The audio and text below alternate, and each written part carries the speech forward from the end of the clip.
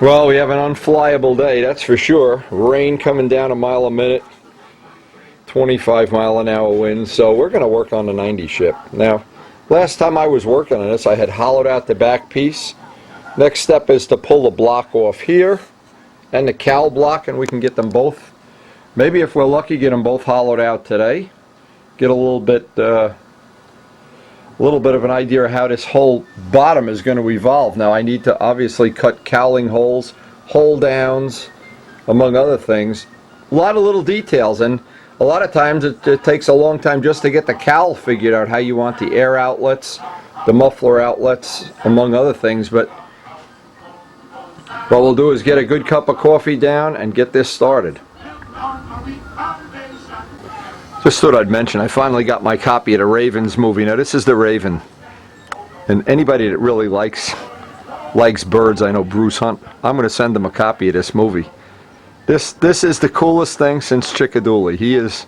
He's like a giant Chickadoodle. He turns the car on and off, among other things. He's a cool guy. You'll see. And anybody that likes copies of these bird movies that I've been collecting over the years, boy, I have a nice collection, and some of them are really worth having. And they just remind me of what a great time I had the 5.5 years that Chicky was in the shop with me. Now, the bottom block, what I did is I left a big chunk of wood at each end.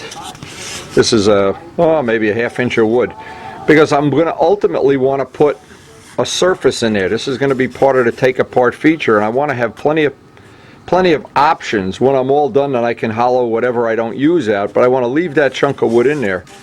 I also spent quite a bit of time getting this to be what I think is just a little bit over 1/8 of an inch, because when I'm done I want to get this butted up against the fuselage side and get this radius to go way past the joint. So there's just a little bit of extra material in all the blocks at this point in time.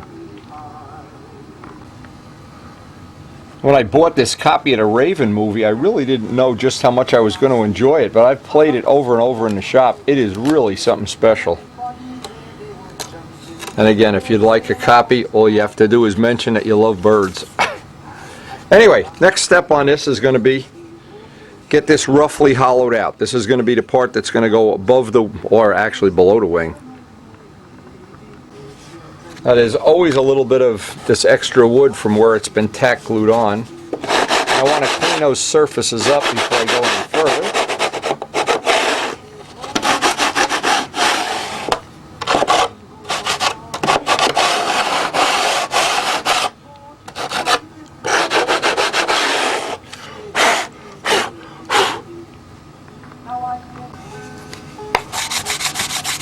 Now I always like to lay out the hollow and edges in 10.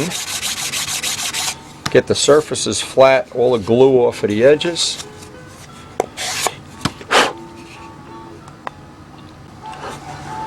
And remember, I want to leave maybe a little bit of extra material there. But I like to work off some kind of an edge line anyway.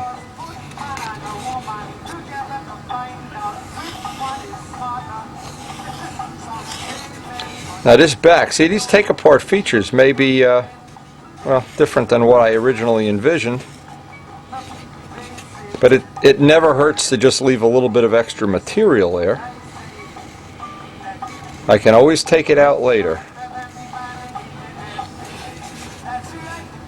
And no matter what hollowing I'm doing, I always like to start with the lines, start with gouging out as much as I can with the gouge to avoid sanding dust. Do the rest with the little scoop tools. And no matter what plane you're building, and no matter what skill level you are, the skill of laying out and hollowing and shaping blocks is certainly one everybody should really have and cultivate. Now I always like to get a new, these blades don't seem to last real long, get a relatively new blade and not get too aggressive. The thing I found with these blades is they really tend to dig in, and if you just resign yourself to a little bit of extra time, in this case it's easy. I'm watching that Ravens movie over and over again. I love that movie. Unbelievable good movie. See, I've gotten close up to the line. I'm always amazed that when I've tried to help some people in the club, I remember trying to help Robert Sabatino build his profile Cardinal, and he's a hairdresser and he cuts hair, and yet you would think his hand-eye skills would be perfect, and he'd hold a knife like this. And it just made, there were a lot of little technique things that by the time he was done, I think his planes right now are just light years better than they were. But trick is, don't try to do it all in 5 minutes. Put something good on the TV. Not that there's ever anything good on TV, but the Raven movie is. Ravens and Winged Migration. That'll become my two favorite movies.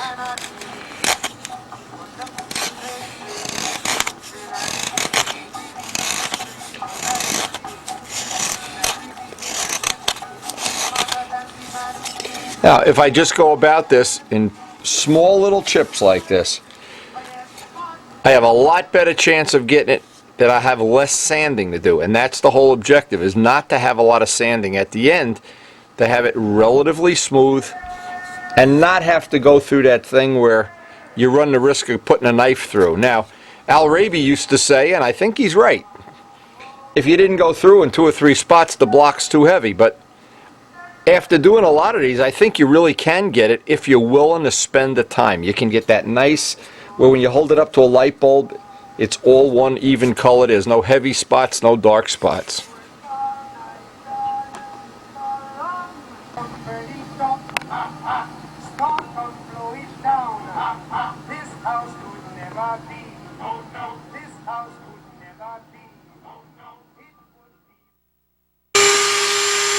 Now, a lot of times when I get most of this out, I can get in the corners a lot easier with a Dremel tool, with a carbide cutter.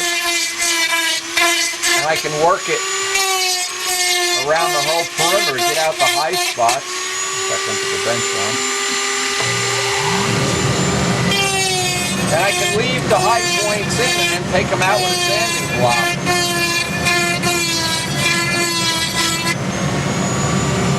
See what I'm doing.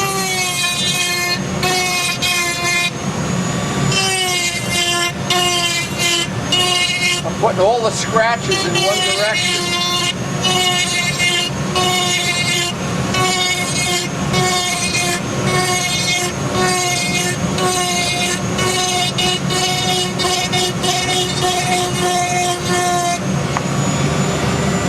Now that I have all the scratches, now I can look up to the light. I see some high spots.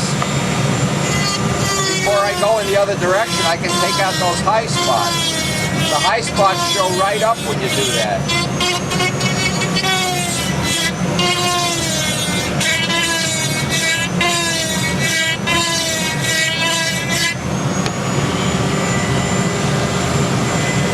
You can also do it with your finger, of course.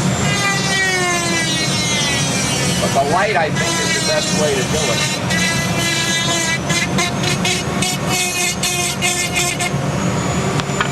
Now, once I have those, now what I have in essence is I want to take out all of these mountain ridges or mountaintops go in one dimension. So now I want to take them out, and I can take any of my rough sanding blocks.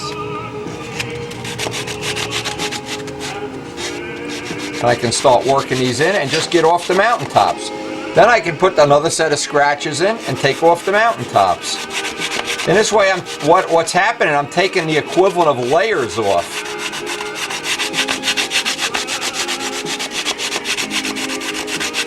Let me just show you how quick this goes when you use this method.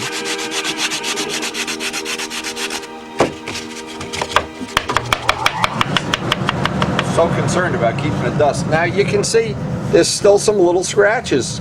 Well, I look up to the light and I see I'm still relatively thick here. Well,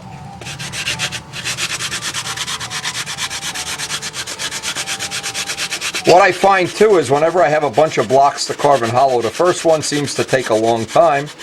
And as I build up a little rhythm, I can start making better and better time. Not that that's a big factor, but because right now we're at the point where I'm finished with Rich Oliver's, the last production run of pipes for Rich, and I want to start working with Doran's prop mold. So I wanted to try to get ahead a little bit and try to do a little experiment, and I need to do some polishing and some prepping on that mold.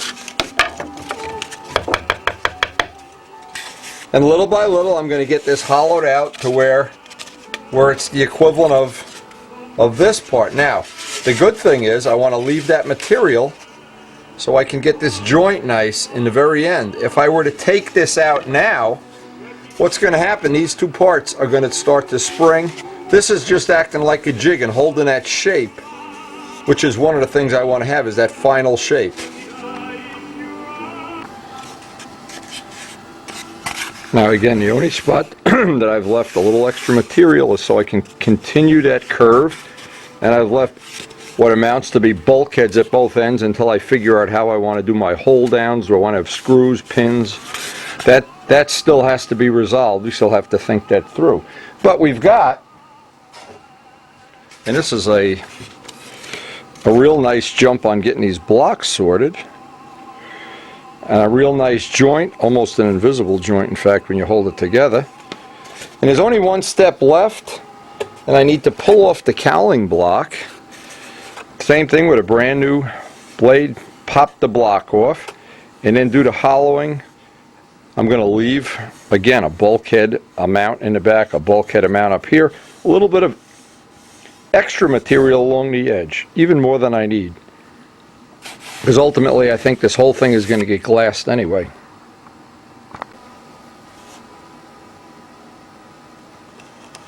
And that the secret here, or the thing that I'm trying to accomplish, is to keep where these two pieces are going to join. It's not going to be a joint. It's going to be right in the middle of a curve. And getting this joint just a little fatter than normal around those edges is going to allow me to continue that joint. There's no flats on this. This is completely smooth. And I can pull some of this up, just run a sanding block on this.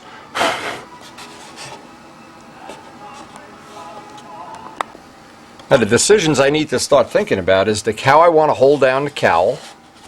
How do I want to either make this piece removable or have it glued in and have a little hatch that I can get in at the push rod? Because I don't really need to allow for a tune pipe, although if it's convenient I want to allow as much room as possible for future mufflers in case we develop something longer, skinnier. Now Sergey Belko was going to send me a custom one-of-a-kind muffler. Haven't gotten it yet, but once I do I want to see if I can allow for that as one of the options. Since his stuff is really world class, it's really nice handmade stuff. And because he's Ukrainian, I'm kind of prejudiced, I guess. Anyway, we also are going to have this is going to get real thin up here, so sooner or later I'm going to have to put little strips in here or something, because this is going to get too thin. And what's really happening is we have a very big motor and a very small cowl, and we're trying to glove it, trying to get that whole front to just taper right around. And even though this exhaust system is not a big deal, this one's going to fit without any problem at all, and this is a proven one. We've had this in a plane, of course. This is one of the ones I want to allow for, but I can see now how much sticks up above, and I need to allow plenty of air around there, plenty of room. I don't want to have this is the hottest spot of the engine right here, and I don't want to have, I'll have a hole here, but I need to have some kind of outlet hole, something that I haven't really decided on yet. But the next thing is going to be to hollow out that cowl. And once these blocks, I want to hollow out all the blocks first. But I want to leave this block is unhollowed, because this is going to act as a spine while I lay out where and how I'm going to do the scoops. And I would assume it's somewhere like that, somewhere in that area. We're going to see. But right now, the absolute primary thing is to get all of these blocks hollowed. But while I'm hollowing them, I can start to think about how and where I want to locate these scoops. Now I know I have to clean up these edges, and on this piece, even more than the other ones, I need to allow maybe a little more than 1/8, because this is where the curve is really going to get severe, is down toward the joint of the cowling. And up here, I don't think saving a couple of grams is going to be worth it if I have to trade away that curve that I'm looking for. I really want to have that curve that, and of course I need to have it, that I have air flowing around the engine. Now, one of the things I learned, and I learned a really hard lesson here, is when you're carving up a block very similar to this, let me leave plenty up in the front here. This is not some place we want to skimp. That gives me my hollow line. As I'm carving this away, this joint is going to get thinner and thinner. So each time I make it thinner and thinner, I'm going to just run a bead of thin CA in there. So I don't have a chance that I'm going to wind up with, at the end of this, it's going to be right at the end and then break. Because in the end, this joint is going to wind up being probably 1/8 of an inch thick. So we're basically going to repeat the same thing. Get the gouge, go to the sanding table, hollow this all out, take a look at how it looks, get a feel for how we want to put it all together. Now the nice part is, because this is made in 2 pieces, if we carve this out of 1 piece, the grain up here would be all end grain and everything. But we do have the grain going in two directions where we would get the most strength from it.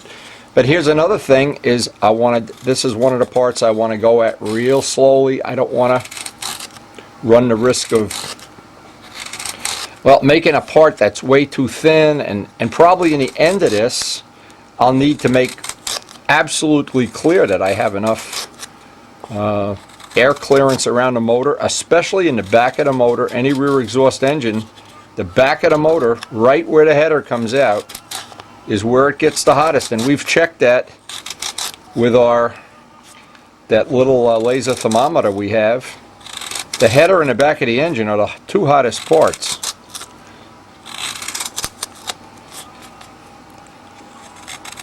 And normally the head would be the hottest, but when you cowl an engine in, the head stays cool, but that header area, there better be some cooling there. Anyway, this is going to be an hour or so of just carving away. I'm taking a break from my carving and sanding and hollowing that cowling to look at Bernie Trent. Now Bernie sent these are angle plates for the motor mounts in his ARF. Check how he did this. Let's check it out.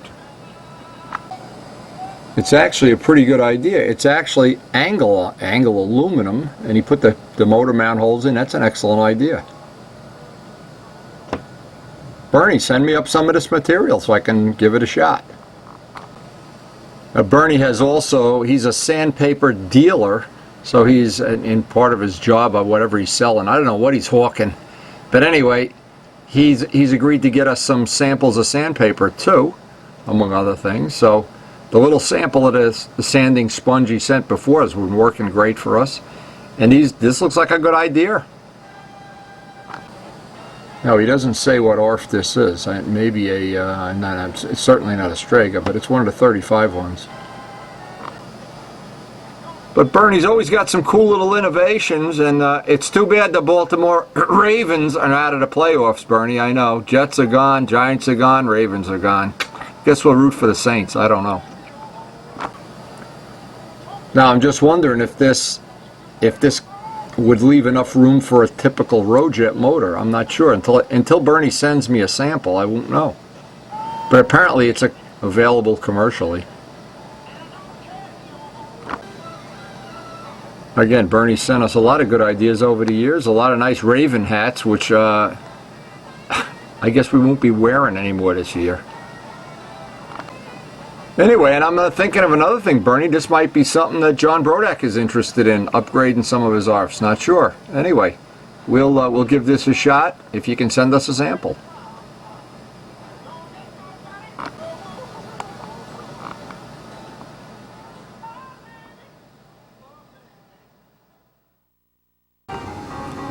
In today's mail we got a photo from John Cafaro of his bell crank installation. Looks like it's right on the money to me. Got the idea down pat. And hey John, you're doing just what we're doing, making a lot of balsa chips here. Anyway, carving up some wheel pants for his new ship. Anyway, what we're really looking for, John, and you really we got to figure this out. We got to get a cool name for, and it's got to be a Ferrari name. We already have Berlinetta, we have Modena, we have Super America. We need a cool name. So somebody out in Ferrari land. I just saw, by the way, we rented Miami Vice the other night, and Miami Vice has an Enzo zooming around in Miami with drug dealers chasing it and stuff. A lot of, if you like some cool footage, there's some cool stuff in that movie. I wasn't crazy about the movie, but that footage was, listening to that thing take off going down the highway was pretty cool.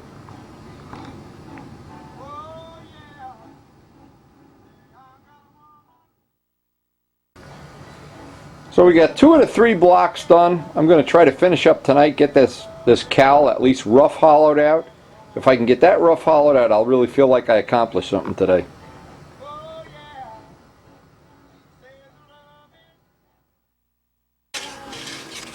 Now this is where it gets a little tricky here.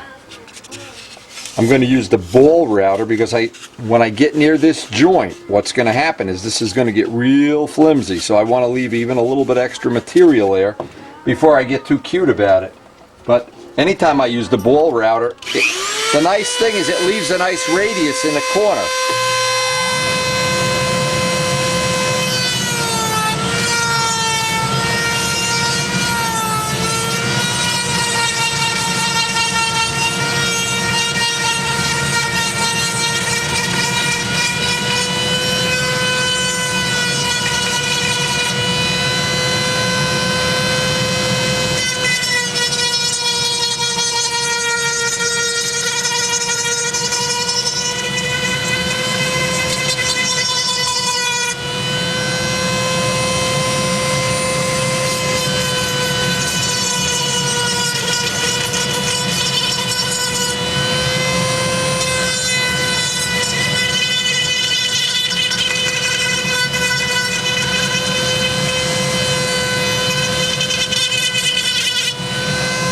Now the tricky part, and I don't want to compromise this, the tricky part is to leave enough material at that joint and to get this contour up here and still leave enough material, because I'm sure we're going to have a tight fit on the engine. I just want to take, again, keeping in mind I need to keep a nice clearance around the engine so that airflow goes around it. And this is what I do, is just get some thin CA in there at that joint every time I sand it down. Because that joint, that is the critical break point here, and I don't want to break it. It's getting thin and flimsy. In fact, here I've got it a little bit too thin, and up here a little too thin. So whenever I get something that's a little bit too thin, I hold it up to the light. What I do is put thin CA on the inside, just to keep it, that I don't get it any thinner than it already is. That's going to be a nice cowl.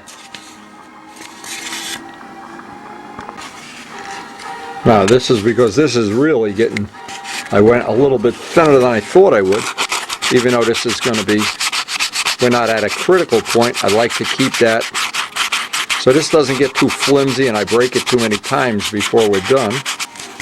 And now every time I get near this joint, every time I sand it, I'm going to hit that with thin CA just to harden up the wood. Because once you get these blocks and all this soft wood real thin, it gets real flimsy until it's either glassed or tissued or finished.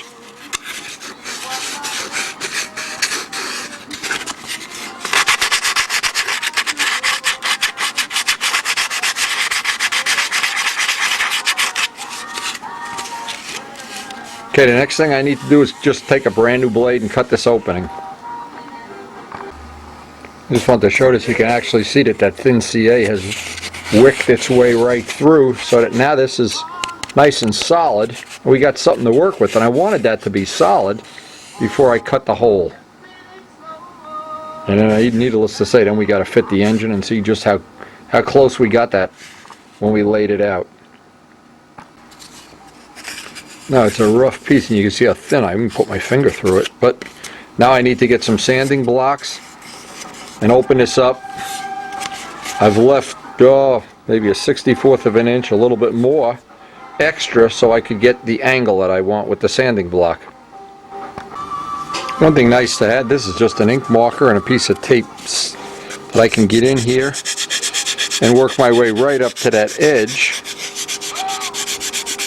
And then once I get a nice edge, I can harden it with some thin CA. Anything that's going to have the right contour, because I want to build up a hard edge along there. And then the hard part, we have to put the motor in, get the header off the motor, and get this fit.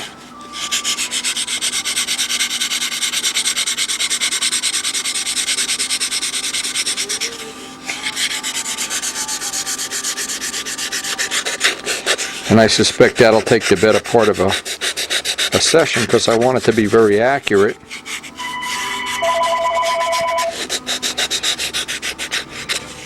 Let me get the phone.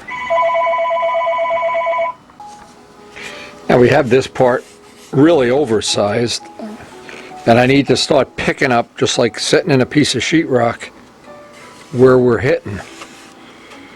And we're obviously hitting on the fins here. So one of the things I need to do is just scoop this out, and I need to make a little impression of that. See, now I need to get this lined up in the front. This part will be fine. I need to look straight down from here.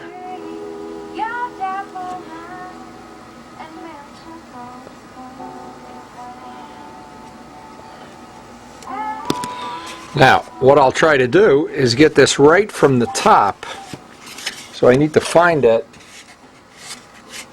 something this diameter and start working that curve. Now I know I need to take, and by the way, this makes a great little, to put some curves in there, great little sanding block. It's an ordinary jar of Brodax CA. And I want to take a little bit out at a time. Now what I'm going to do is I'm going to lose the flat here. Here's what's going to happen when I work this edge. What's going to happen from the side view, this is going to start to bow in, and then I'm going to have to line this with 64th plywood. But that's okay, that'll give us a hard edge to work off. And I can take just enough out of here. This is a nice block to work with, by the way. And take just enough out of here.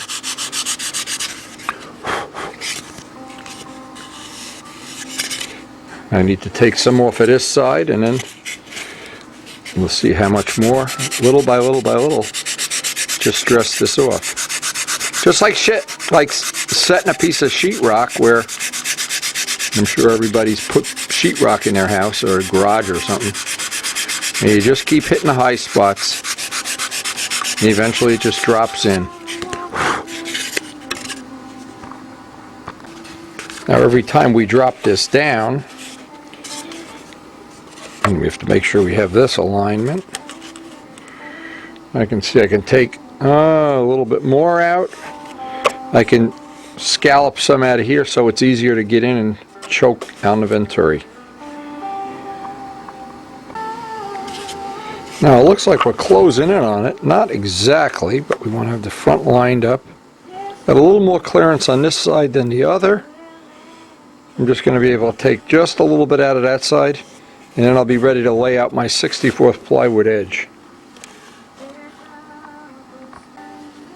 Now the thing is, I want to cut a piece of 64th plywood with the grain that it'll just go right around this edge, because what happened is, because of the way this curve is, I don't have a straight edge here now, and I want it to be perfectly straight. So then I can bring that up into that little thin area, and it'll give me a nice hard edge to work off on the cowl shape. Now the trick here is to cut the piece so that the grain is going, in other words, it's always easy to bend it this way, it bends, but the other way it's going to be more difficult to bend. So I want to get one strip, and I'll strip off a piece way bigger than I need it, because I can grind it down once I'm done. Now what I do is just tack one edge down. I want to have the joint. I don't want the joint here or here. I want it off to the side. Just one little tack. I want it all tacked in place. Once I see where this is going to wind up, I can just cut a butt joint in it. Just tacking it one little spot at a time. Now it's all tacked in, not a permanent joint, tacked in. And I know that I want to have a butt joint right about here.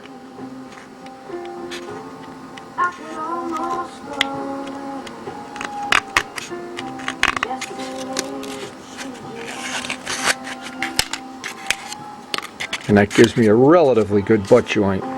Now I could run the glue around the whole seam. Now I run thin CA, a couple of coats along here because I want this to be a rigid edge I can work off. And now I can take the block or belt sander and get this edge that I want. I want this to be a flat line, and then whatever's left around here, I can build that up with air epoxy light if I have to. But that's that type of cowl. I don't know any other way you can get this edge really reinforced so it's good and solid. This area here with a joint, you need the grain going in both directions. So I think that's working its way to be a pretty decent cowl. Now with this type of cowl, there's a couple of things that are important. Where the spinner is, this has to be a little bit of a radius in here. And that radius has to continue up. So sometimes it's easier just to build that up with air epoxy light. Also, I don't want it sticking up here. I want a straight, I want all these curves to come in here and then bell out. So I have to carefully trim this.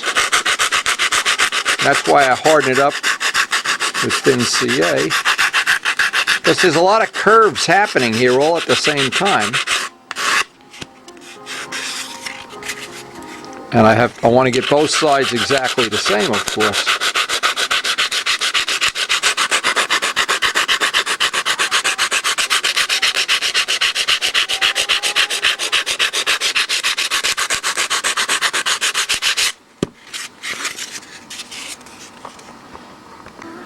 And there's no substitute for just putting it on. And it's that side view now. See, this is too high. I got to take some of that angle off, and then I want to see how that's going to look with the spinner on there. Now the two sanding, I'm trying to bring this curve in, keep this curve, maybe get away without putting any filler in there or just a couple of coats of thick CA. But this is working out to be a good sanding tool here, believe it or not.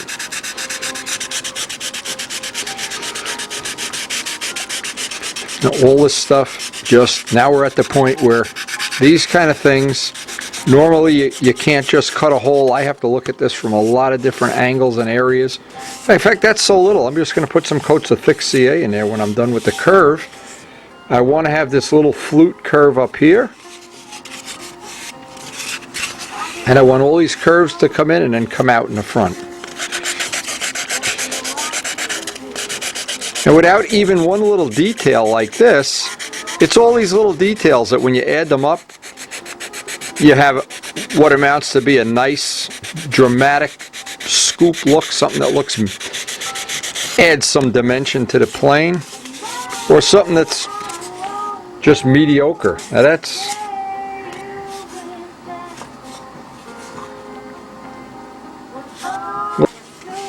Now once I'm kind of satisfied with that shape, and this is the oldest CA. I always use the oldest, not the newest.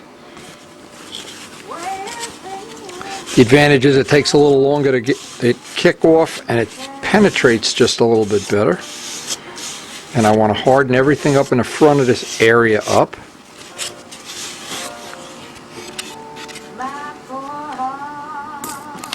In fact, we're at the end of this tube.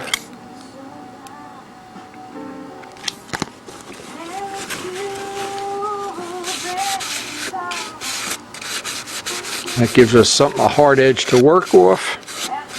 The plywood being hard, that's hard. I want to get in here, a couple of coats in here, because that's going to ultimately give us a razor sharp edge. And what you really notice with a scoop is when you can get the edge razor sharp. When it's 1/8 of an inch thick, it looks kind of like a steam engine or something. It's that razor sharp edge that really makes it look mean. And I've been making a science of looking at some of these car scoops, and the ones that come to a razor edge, they're the ones I seem to like the most. And when you use them, it's real old CA, and the older the better. You can kind of use it like filleting material. Just let it sit in all those areas, and I put some up here to strengthen this front end. The trick here, never use kicker. Even if you have to let it sit and go have a cup of coffee. Because the old stuff, when you kick it, it just turns to popcorn. And once that kicks, and we'll give it as long as it takes, and we'll just see how much of a blend we can get in there. Because it's this whole area that comes up into the scoop that I'm looking to finalize in tonight's session.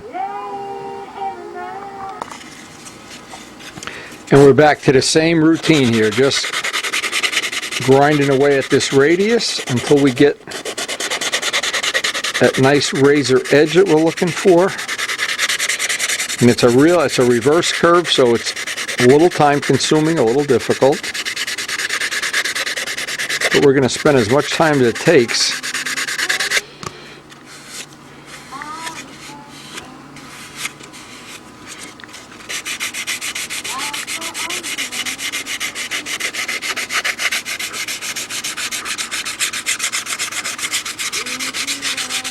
And one of the defining features of any model is the cowling and how it fits and how functional it is in terms of keeping the engine cool, being able to reach in and choke the engine and start it and do whatever maintenance, get it on and off nice and quickly.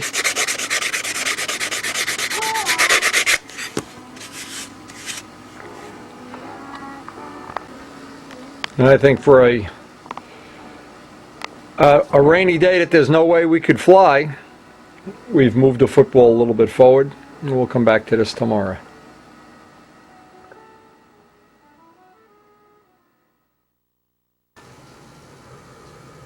Well, we woke up this morning, 17 degrees, 25-mile-an-hour winds. Our poor birds are starving. They've wiped out the feeder in the time it's taken me to have my coffee. So that definitely means when I even look at the branches moving in the back, we're not even going to try to go flying today. Postpone that. But we do have what I hope is going to be a real productive day. I want to work on that cowling today. And the plan is today, if I can get a decent day of production on that cowling, I wanted to start working with Doran's mold, maybe even lay up a test prop or get the mold polished.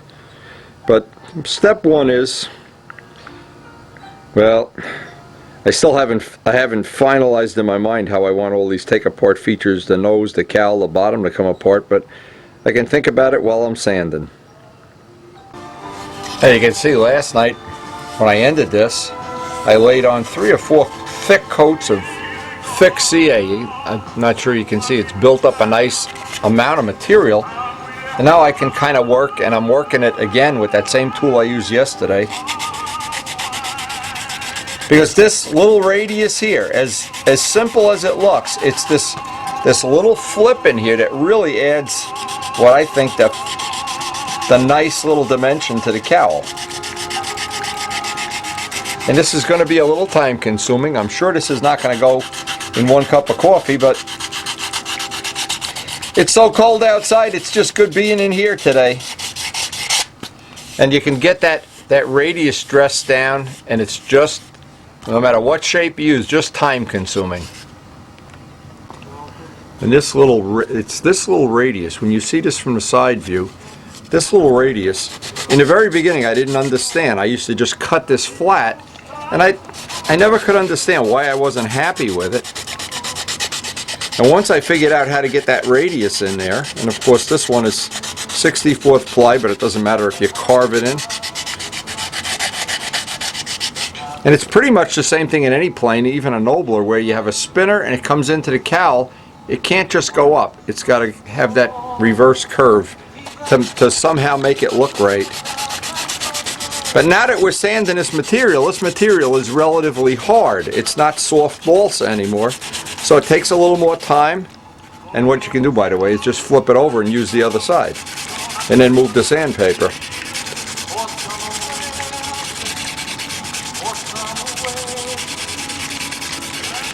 And I've said this many, many times from living here in the Northeast.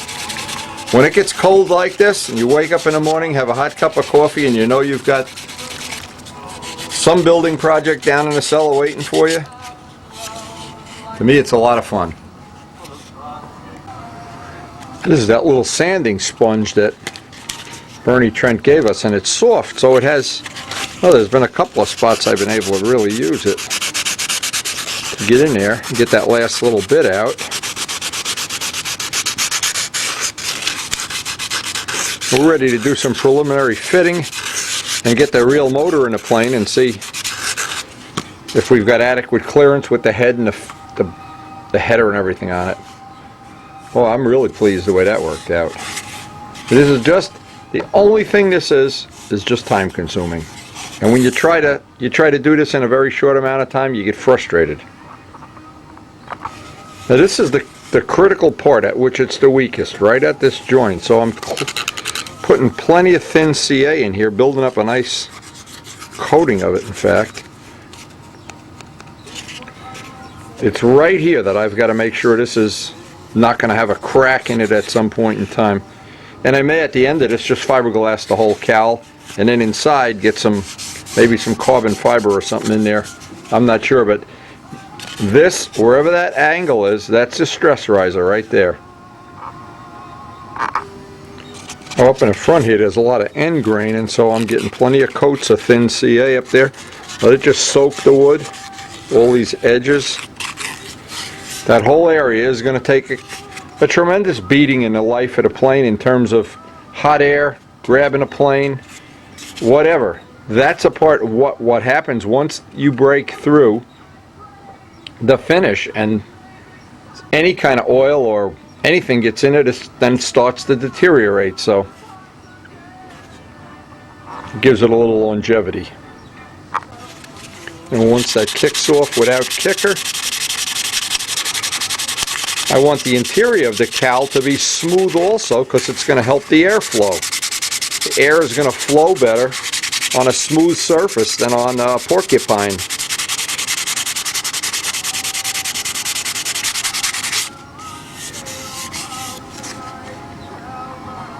Well, what that does, that kind of pre-fuel proofs it too before we even put a finish or fiberglass or whatever we're going to do to put a finish on this.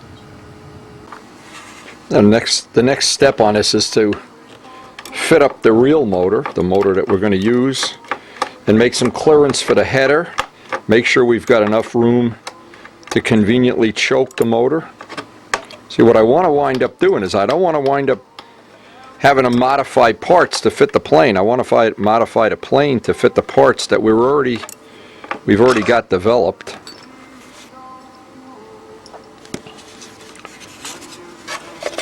Now I can already see one of the things I'm going to have to add some material along here because we've thinned that out a bit, but that's okay. We anticipated doing that. And then I need the next step, and I try to do this step by step by step. I've got to figure out where I need this. Two things have to happen here. We need some air getting out of here, and we also need to be able to exhaust the muffler. Now on this nose section there's going to be a lot of clearance issues. By the time we're done, we're going to have to, you can see how thin that's getting. We're going to add some material there, of course, maybe a 32nd of an inch, just to give us some more room to put the curve. So again, what I'm trying to do is curve this whole thing around the motor. The ultimate goal would be that when you turn it upside down, you don't even know it's a 90. Well, I think we could fake it, because we're still using, in other words, for people that don't even know it's a 90, well, that's the idea. Rather than having a big, wide, bulbous fuselage, I wanted to try to see, the equivalent thing would be to put a big Chevy block in a car that normally has a small block, and, you know, like a Corvette with a 427 instead of a 327. But anyway, it's beside the point. Now we've got that figured out. We've got a needle valve hole. We got plenty of clearance here for the tubing, and looks like we're getting close on the motor here, but some of that's going to come out. And I'm looking around because I want air to flow around the motor, most of all back here. That's the critical part. Now, because I haven't cut the hole yet, and because this is the exhaust system that we've been using, we may as well at least start with some clearance for that exhaust. And let's see where that, maybe we can take an impression here.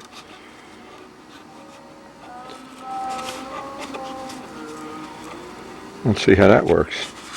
Okay, so we have an impression of where that is. But obviously that's not it. We need to have some air going through there too. So we have to, first thing is get this that we can get it around the engine. Now I basically want to lay out,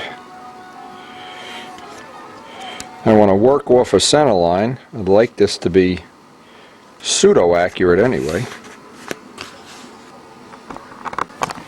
And when you eyeball this up, it's real easy to see if you're off one way or the other. And of course, because we have this, we spend so much time getting this, I don't want to have that just go off to one side or look a little awkward. Now what I did, I measured up. Here's where our exhausts that we already have the header made for, and I measured the shorter header and the distance. And this, so these are the 3 outlets that we're probably going to definitely need.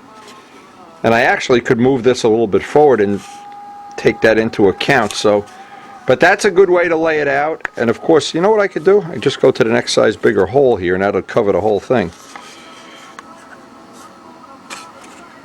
Yeah, I'll just go to the next bigger size hole. That won't be a problem at all.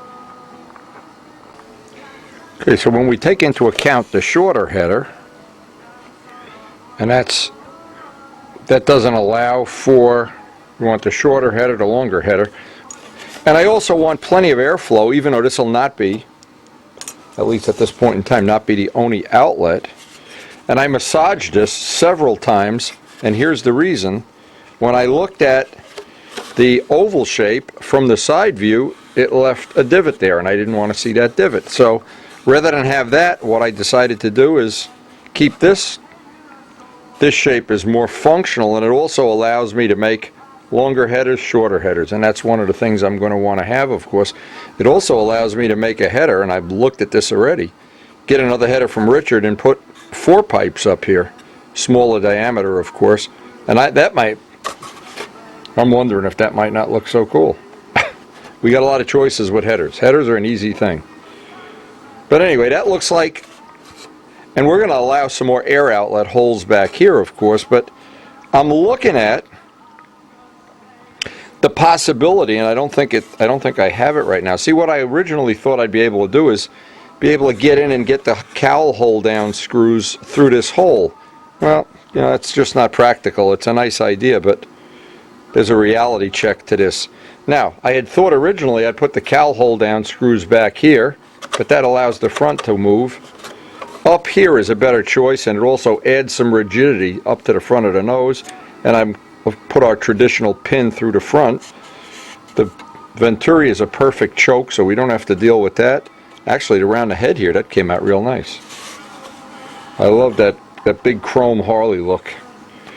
But anyway, now it gives me the option, and I'm going to think about this for a little while. One of the things, see, I want the side view to be uninterrupted. I don't want to have, if you can picture what I'm saying, I don't want to have, and I've done other things that from the side, it's kind of ruined the side view of the ship. But anyway, I'm going to think about maybe lining this with 64th plywood. Let me get the phone. Now, I've been trying to envision this because this is the first time I've seen it all framed up like this. I'm trying to envision what this would look like with 2 more pipes, smaller diameter, 4 exhaust pipes sticking out the bottom. I really don't know if I have to put an outline of that. I'm going to have to look at this possibility, because what I want to do, see, here's what I don't want to have.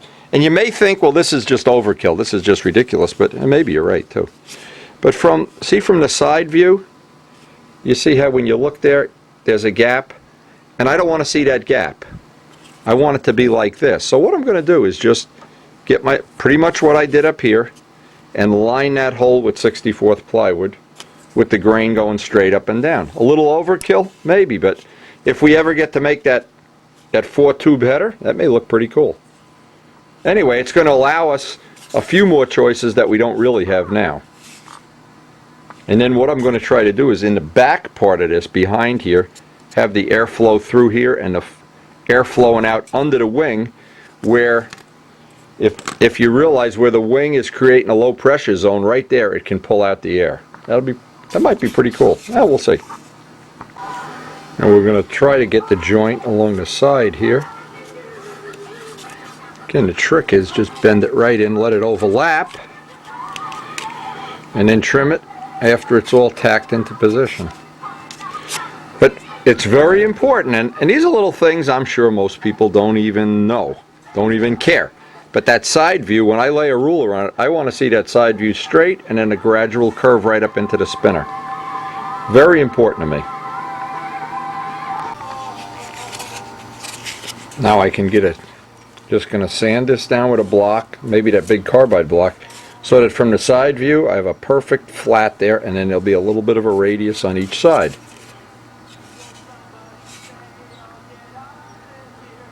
Actually, I was thinking of another thing, of leaving it a little higher.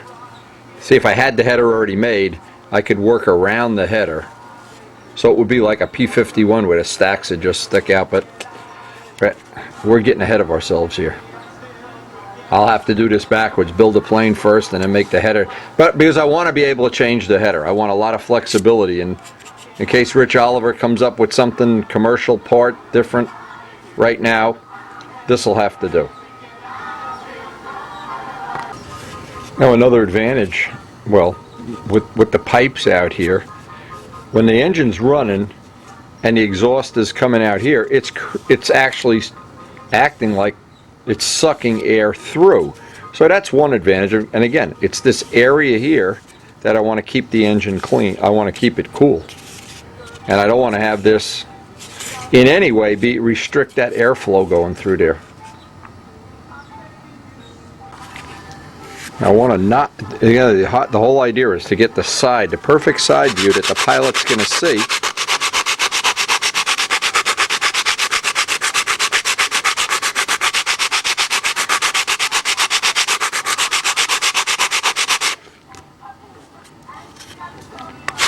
And it's not going to be much, but it's going to be something I see. And certainly, I don't want to see a divot there. Okay, now the last little bit that I want to put that little radius in there. And that little radius, it doesn't seem like it's important. Super important in the final product. And when you get all these little angles and edges and radiuses, at least in my mind's eye, it's really something nice. And when you miss one, it jumps right at you. That, boy, for instance, if that little belly there, that just wouldn't do it for me.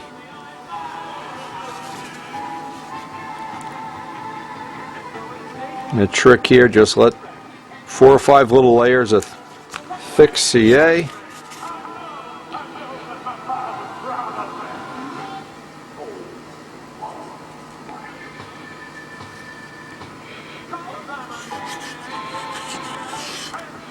And it also adds what amounts to be like a little bit of a rib here, because this is going to get a lot of abuse. And in my circle of friends, people that pick up this plane, guaranteed Godzilla is going to pick this plane up 50 times right here and get the pipes, burn little lifesaver designs into their hand.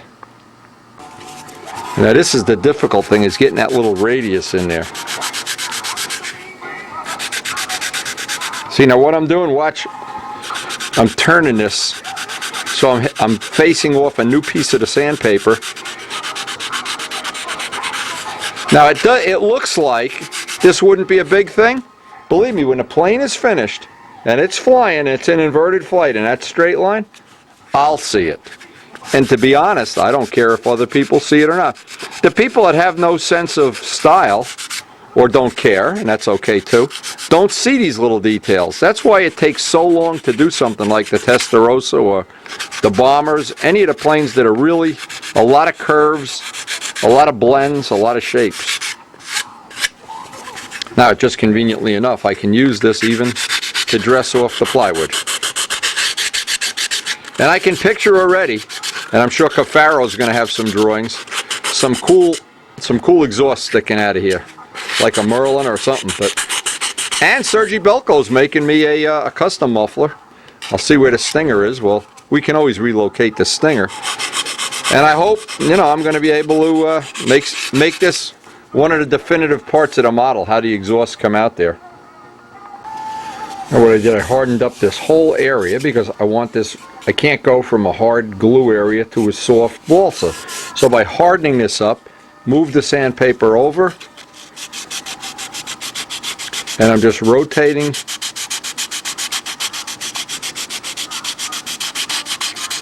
because now I'm into an area that's a little bit harder than the soft balsa would.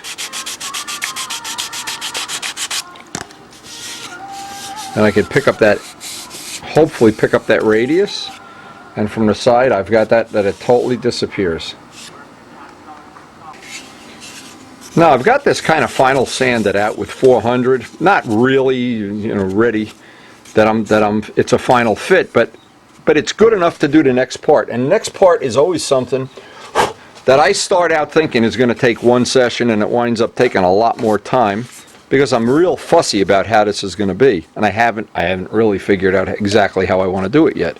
Now I originally wanted to have, I always like to have a pin in the front because it keeps this usually gets flimsy and it keeps it from doing that. So we'll obviously look at or get that pin in there. I've got a good, I can get in there with my finger and choke it, plenty of clearance around the motor, and I think a lot of options for even a 3-pipe one, a 4-pipe one, or maybe some square tubing. I don't know. That's going to evolve. That's part of the mystique here. But anyway, we finalized that. The side view is exactly what I wanted right now, so that takes care of that. Now I wanted to figure out how I want to make the cowl hold down. So the easiest way, now that I know there's going to be no interference in here, and I'm anticipating, see, if you put the bolts back here, this rides around. The best place to have the bolts, in my estimation, is maybe halfway between these two, because it presses down and it keeps this tight. And I thought I'd be able to sneak in it, but I'm not. I'm looking at how I could do that, and could I put little hooks in there or something. And you know what? Every time I start something like that, it gets way too cute. I just need to put the holes in there and be done with it. And I just wanted to look at how it's going to eventually have kind of a nice look. And I've got some other ideas that I'm mulling over in my head. But the next step, let's get the motor out and get some kind of a, see how this cowl hold down is going to play out here. And every cowl hold down, of course, is always a little different, a little unique, but there's some good do's and don'ts when you want to make one. But the first step is to get the motor out. Now I know we're going to have to remove some material here, so I may as well bite the bullet and put some little strips. I can use 64th plywood here, or 32nd would be fine, just to make an edge. Because if these parts get too thin, what's going to happen? They're going to start doing this when the motor's running, and then it wears out the paint, and it'll just not be a quality job. So I'm going to get, next step, before I even start the cowl, the hold downs, I want to get those strips in there. Now I start by just leaving these out just a little bit, just enough. Let this go back, because this is going to act, when I have this perimeter, it's going to act like a rib. I want that CA just to kick off. Now I'll put another piece in there. This is 64th ply. Another piece, half of that distance, so that I don't have a stress riser. I've got it like a little wedding cake in reverse. Now with both of those pieces in there, now I can trim this off and sand one edge. Repeat the same thing on the other side, and that's going to give me just a little more material to make that constant curve that goes up into the spinner.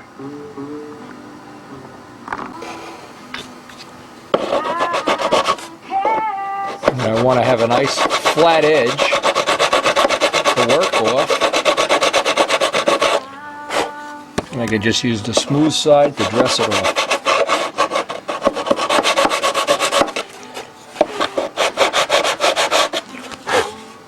And it really does give me a nice little amount of extra material to work off there. this is how this started out. I'm going to try to blend that in just a little bit. Can do the rest of it over with the Dremel. And we have a nice hard edge to work with. Let's repeat everything over here. Now, one of the things I always try to do is get, and I spend a lot of time trying to get these cowl fits to be nice and where the edges don't have little chunks missing out of them. And the easiest way I know to do that is line the balsa sides. One side already has plywood, but the balsa sides on the cowl, or the soft sides, need to have some 64th plywood. Now these, when I tape these together, these edges still need to be final sanded in, of course.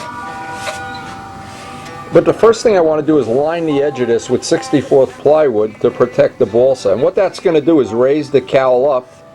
As soon as I get that edge the way I want it, then I can drill for my pin in the front. But I can't really drill that pin until I have this exact thickness. And so far that looks like it's going to be pretty good.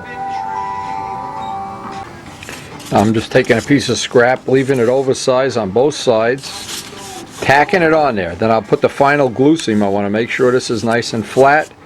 I want to put a piece back here, and that gives me hopefully a nice edge that is not going to deteriorate in time. Now another way to do this would be, and it's a nicer way to do it, but I just don't have an appropriate piece. I don't want to cut up a big piece. Is make one piece, lay it right on the fuselage, lay this down, but then you got to be real careful you don't glue this all together. This way is kind of the safe way. And since this is a curve on both sides, it's just as easy to glue a piece of scrap, and we'll just Dremel that edge off when we're done.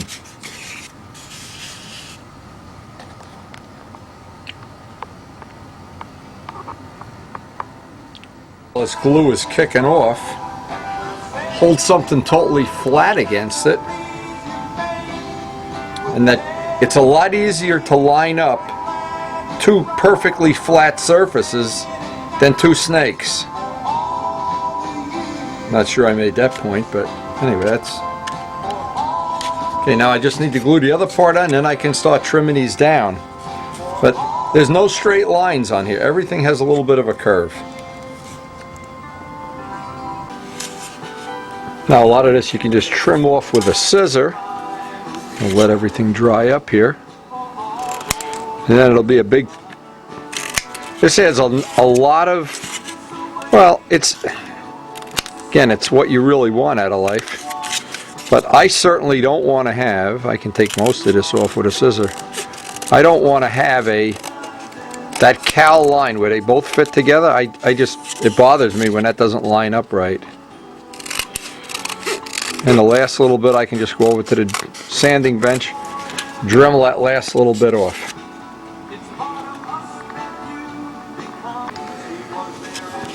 So now I have all these edges, and I need to get them trued up. I did that all with the Dremel tool.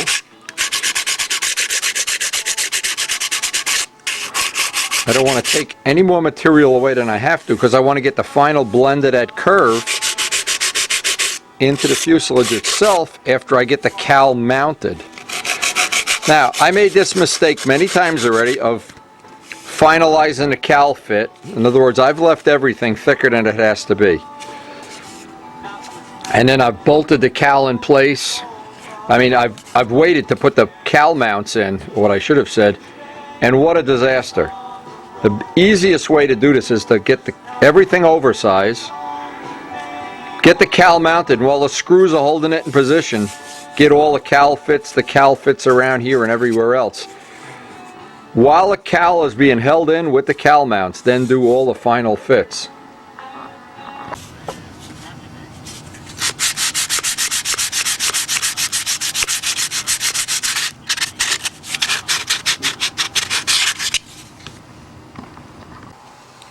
Now with the cowl taped very carefully in place, and I want to make sure this, see, because I've increased the thickness a 64th, I have a little extra material there, it's no problem, but now I need to press this down so it's under tension, just a little bit of tension, and I'm going to take a I got a little, it looks like an awl here. And just put a dot there, and then I can drill that hole very accurately, I hope. Famous last words. Now there's the little spot that we have. Now there's only one issue here. When you put this in, this little pin needs to be a certain amount out, of course, because it needs to fit in that hole. And that's, if this hole gets sloppy, then what happens, it very rapidly, the front of this starts wiggling around. So I try to make as tight a fit as possible in here. And I found that the best way is just to use ordinary music wire, make a little pin, round off the front. But we also want to have it on a little bit of an angle so that you can, when this goes in, it's hard to explain until you see it in real life. This has to go down, snap in, and hold this tight.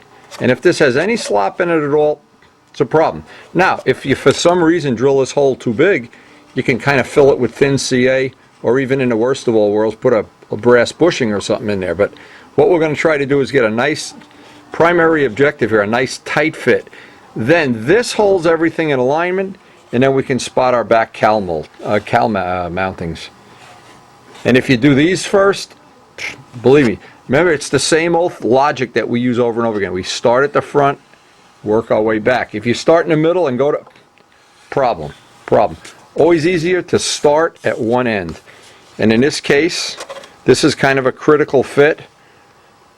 Getting that pin in place is the best way I know of to hold that in place. Now, I know some people, I know John DeTavio puts a screw in there. Problem is if a screw backs out and rubs on a spinner back plate, there's things that, and then you have to take the spinner off every time you want to take the cowl off. I found the pin works just about as good as can be for the purposes I'm using it. Now the thing to really avoid here with this pin is getting a glue buildup around the edge. Because if you get a radius of glue and you try to force this into that little, it's a precision fit hole. There's no slop there. So what happens is you either break the nose ring or something. And all during the finishing part of this, we got to make sure that, needless to say, or we could mask it off, I guess. We don't want to get any glue radius there. And all that is just a little pin.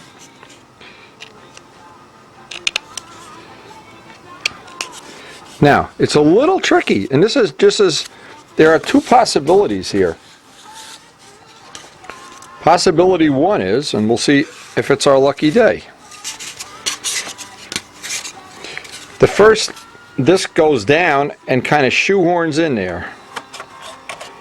And that's looking like we're pretty good, but we've already got a 32nd of material, a 64th of extra material here, which is fine. That's what we're going to work with. And we're going to work on bringing that all down into shape. That's fine so far. But the only problem here is, I want to make sure this is a nice tight fit up here, because, for instance, another way of putting these on is if you have clearance, and maybe we even do, I don't know. I can just, hey, this one snaps in nice. But now, if that gets sloppy up there, we either have to put a bushing or something. That's going to be the topic of the day. I was hoping maybe I could even get a bushing in there right now, but you know what it is? The bigger of a bushing you make, the problem is the nose ring gets weak there. So 6 of one, half a dozen of another. For now, and I think realistically, that's probably all we're going to be able to get done in this session. Again, every time I work on this, it's the trick is always to be fussy every step of the way. And in this case, I don't want to rush this. I'm going to do a little more fitting up here, make sure everything fits, and then tomorrow when we come back here, we'll make the cowl mount that's going to be in the back. But just want to take it one step at a time, starting at the front, working to the back.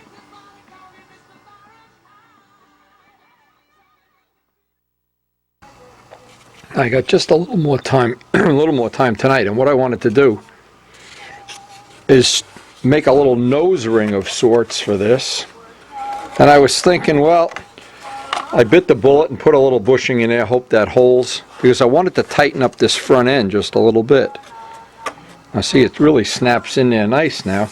So what I'm going to do is just carve out this little piece of 64th plywood, and that gives me that nice fit there. I may need 2 layers of it, I don't know. Well, we're going to see.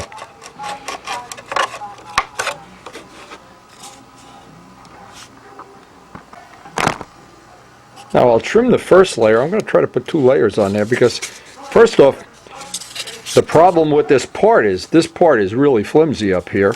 This will add some rigidity, act like a web. I should have thought of that yesterday. I just kind of let it slip by me. And then I need to trim this in, of course. When we do the final shaping and sanding, I just want to leave everything here just a little bit oversized. Now I just want to get this dressed in. See, a lot of times I'll leave the shop and I'll go upstairs and I'll think, yeah, I better put that bushing in. Or I try to take usually it's because I'm lazy. I try to take some kind of shortcut. And you know what? Years from now I'll be glad I have that little bushing in there. Even though it made the nose ring weak, I can always glue the nose ring back together. But to keep the vibration down.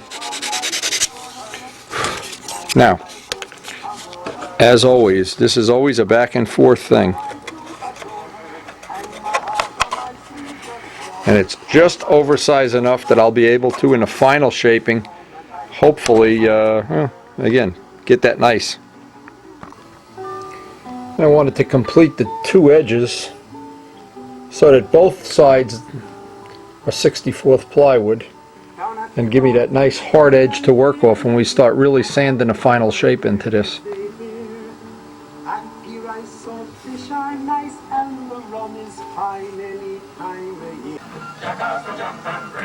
Now when we get back here tomorrow, I'm going to try to tighten up some of these fits.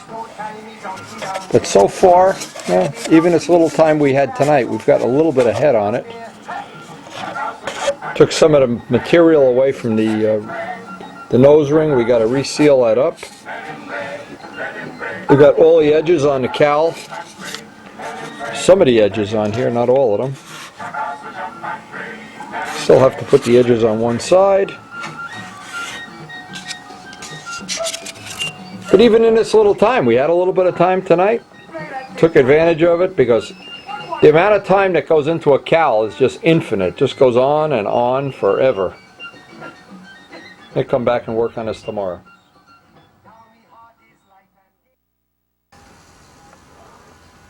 Well, it's early and it's freezing and we got ice on a pond and the wind is howling. What a combination. So it looks like we're going to get a lot of work done on a 90 ship this week. And they're even predicting snow later in the week, so as soon as I finish my coffee, it's off. And what we get, the next step is working on that cowling. Well, after looking at all the possibilities today, and we got to get one of these props laid up soon, but I thought maybe it would be, because there's absolutely no chance we're going to go flying or put the plane in a car even today. I guess the smartest thing is just to finish up this cowling. You get the cowling mounts made next. Now I guess, and we worked on this was a pretty intense thing, getting all these little angles and radiuses. And it's hard to believe that you could put that much work into something that weighs so little. Now it's really important, there's a lot of little things we have to always consider on a take-apart plane. These surfaces, there's a surface here, and a surface here that's going to be a take-apart feature, and that's why I always believe in leaving just a little bit extra material there so I can get those fits nice and tight. I spent an awful lot of time yesterday on this nose ring, this little pin, and I even wound up coming back at night and putting a bushing in it. I was just thinking, well, better bite the bullet right now and do it. Now there's a lot of material up here I could hollow out once this is assembled, and I was thinking of something. What I'm going to try to do, of course, is glass this whole nose, maybe even glass the whole body. I don't know yet. That's depending on how this works out. But I was thinking of some of the ideas Gerald Champ and some of the ideas that John Cafarov had over the course of building these Ferrari-like planes. And I have a nice little idea. I'm going to try to look at that. I'll be thinking about that possibility up here in the nose, kind of a curved thing. And what happened is I was looking at Barrett Jackson, and I saw somebody, the 60s vets that have these, I don't know what you would call them, like bulges over the wheels, I guess. And I thought maybe that would be something kind of cool to incorporate there. Because one of the things here is where the blind nuts are coming through, remember. This is so big inside, it's like having a car with a lot of interior room, but the outside didn't get any bigger. Well, the walls have to get thinner. That's why we're going to think about other possibilities here. But I also thought that would be one of the ways. This joint up here is always, on many of the planes, this becomes a problem. That would be a way of doing it. We could double or triple glass that, of course. But and that's maybe what we do, but I want to think of the possibility of running like what looks like Corvette wheel well fenders up around here. That might match the canopy shape. Again, all of these things on concept things, you have to think them through first. That's the problem. You have to think about them before you execute the part. Well, we'll see. That's just one of the possibilities. And then there's always the scoops. And I'm trying to do this in a step-by-step, one step after another, because what's going to happen is if I cut those scoops, when I take the top block off, that body's going to get too prone to warp. So, I just need to keep in the step-by-step of things here. And that was one of the biggest things on doing the twins. One of the biggest problems was what step comes first, what comes second. I heard from George Waters again. He's really along on the A26 project, so we may get to see him either this Friday or next Friday. He's going to take a Friday off and come down here. Well, it's time. We have to look at how we're going to make the cowl mount as the next step on this. And once the cowl mount is made, now that's going to free us up.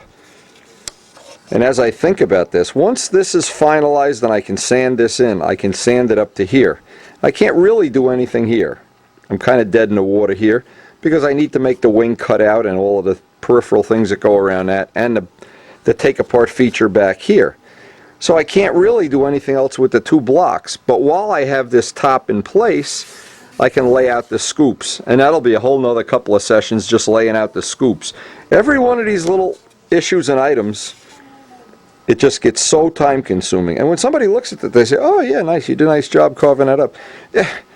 Yeah, they don't see how many nights I'm here till after midnight, or how many days I get up early in the morning to work on this. But anyway, cowl mounts next.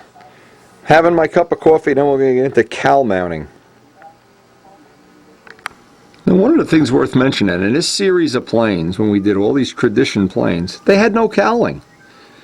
We had figured a way of the scoop in the front, you could slide the tank in, and the Tiger 60 was side exhaust. But as I look at it, and as I see how the ARF has gone together, and Jose Modesto's 90 ship, I'm thinking it wouldn't be hard in the future to engineer up some kind of a nose where there'd be no cowling at all. But that's, that's just thoughts for another day as I think about how I want to do this mount system. And again, the biggest thing is step by step. If you do it step by step, you don't run into a problem. It's when you get one step ahead, and then you think, if I only drilled that hole there, it would have been so easy. Well, let's see if we can get it right on this one. Now, there are a couple of really critical things we have to consider here. And they all evolve in how this mounts. This snaps in real nice up there. We're a little bit oversized all around here. But I want this, see, wherever I put the bolts. Now, I've had planes where the bolts were up here. Didn't like that at all. You see a big hole for the bolt there. I originally thought I could get in here, make this wider, but if you make it wider, you see this. Didn't like that. So by the process of elimination, we're locating the bolts. Now I want to locate the bolts in a spot that's going to, see, if I put them up here, not good. Way back here. Now I got to find a midpoint here where it tends to hold the whole cowling down as a straight edge, and I'm just guesstimating that that's going to be right about in the middle here. So the first step in this, since we have these 64th plywood pieces, is right about at this point. And I'm guessing right about here is going to be the place where this winds up. maybe a little bit forward. Yeah, I think a little bit forward of that. I'm going to have to make, and it's important to get a flat plate in here. See, if you put two little plates, they're going to be on angles. So if you make one big plate, and then at the end of it, what happens is you just cut the middle out after this is all in good alignment. Now what's got to happen is, because this is going into a half curve, each one of these angles has to be carefully fit. I don't want to have just a big glue glob there. And this is one of the parts that, this actually is one of the parts that in time, on many of the models I've had, has been a problem. That it wears out quicker than you think it does, especially when you're doing a lot of taking it apart on and off again. So I have this little angle, I'm fitting this real carefully in, one little angle fit at a time. I want a nice tight fit, but I don't want it to push the part to spread it out either. Now I just tacked this in because I need to make sure I've got this in perfectly straight and perfectly level. I don't want to have this sticking up or down.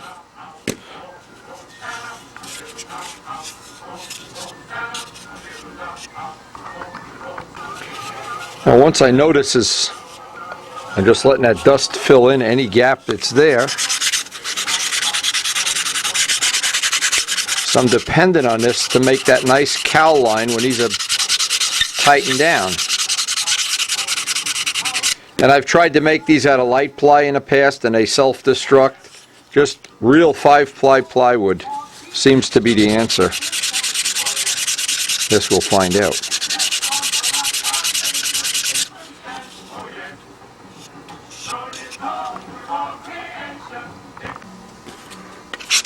Before I go to the next step, I want to make sure I have nothing above here. I don't want to have a lump. If it's a little bit down, I could fill it in, but I don't want to have a lump.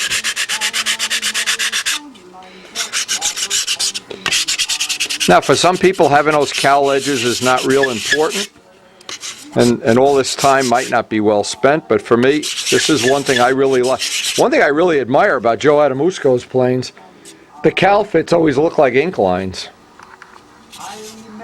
Very special workmanship. Now I got plenty of thin CA and thick CA up in here because I want to harden that wood and of course fuel proof it.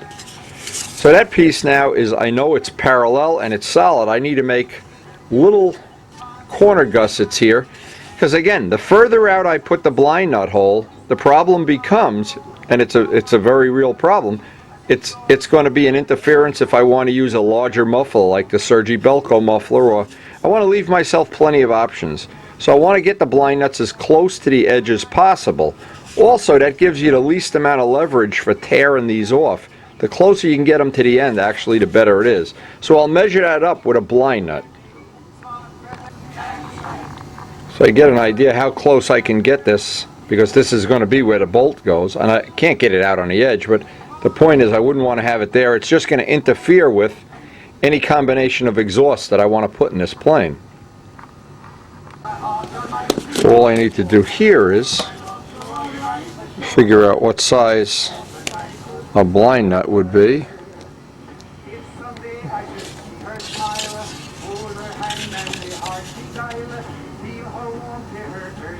Leave a little bit of clearance.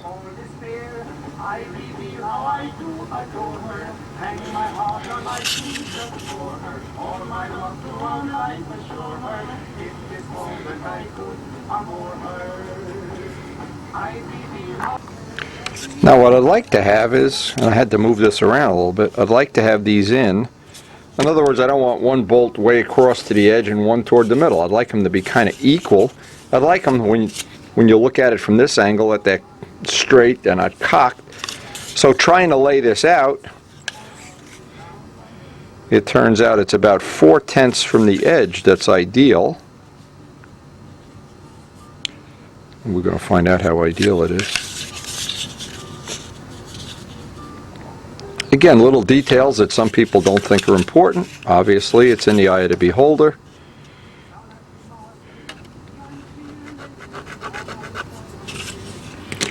Okay, now we have the holes, and we want to drill. What I want to try to drill here, if I can, I'll take the Dremel tool and drill these, but then I want to make sure that I get the holes at 90 degrees. I don't get the holes off to one side or the other.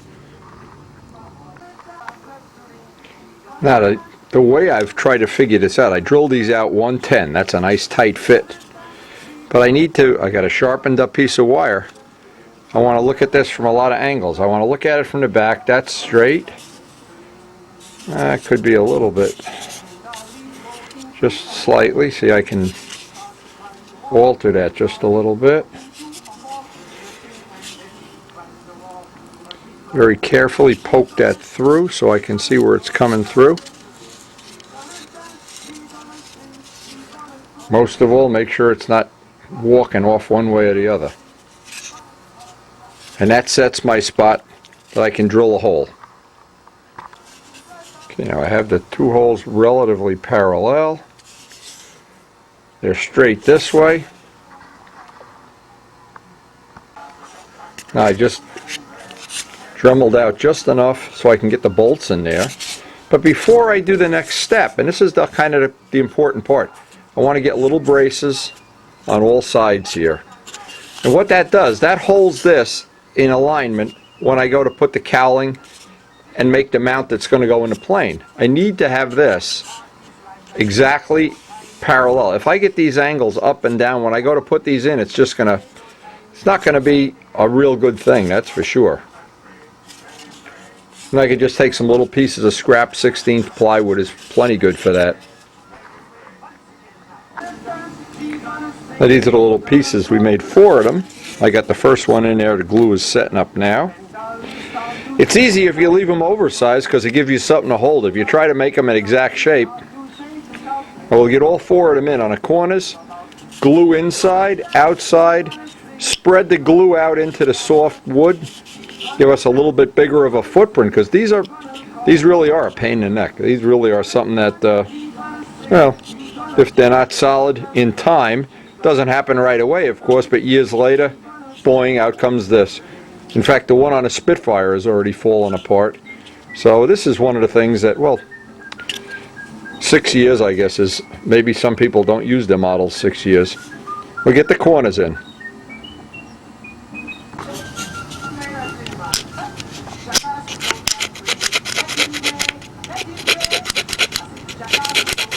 Once I get all 4 of these in, it'll just be easier to get these in.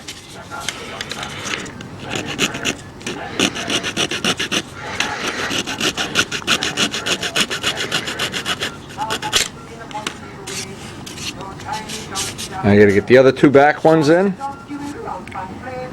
then I want to get as much airflow through here as possible.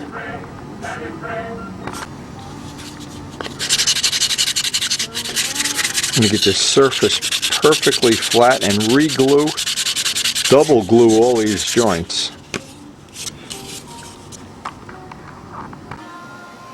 Now the next step on this is I have the bolts just put down there temporarily, and I want to find a piece of tubing that just goes around the bolt head.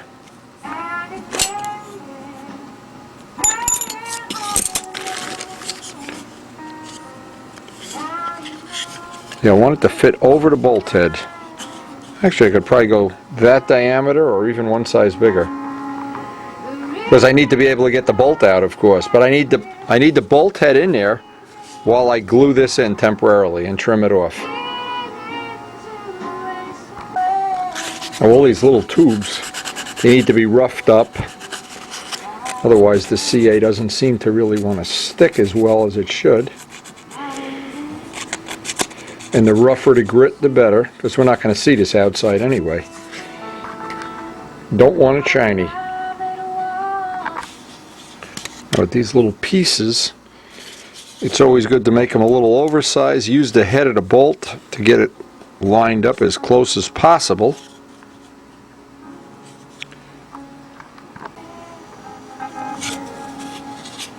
Now when I dress these down, it's a lot easier to do it by hand. When you use the Dremel tool, it heats the aluminum and usually you lose the CA. And I'll build a fillet of CA down around here so the tube will actually give that some support when we cut that middle piece away. And the trick is to get as much glue down in there as possible. And these actually can become a little bit of the structure, but without holding these, they really have to line up on those bolt heads. Whenever I've tried to do this without lining up the bolt heads, less good. There we are, right on a bolt head. So that when you look in there, you can, that helps align it. As soon as that glue dries, we'll just hand sand it down.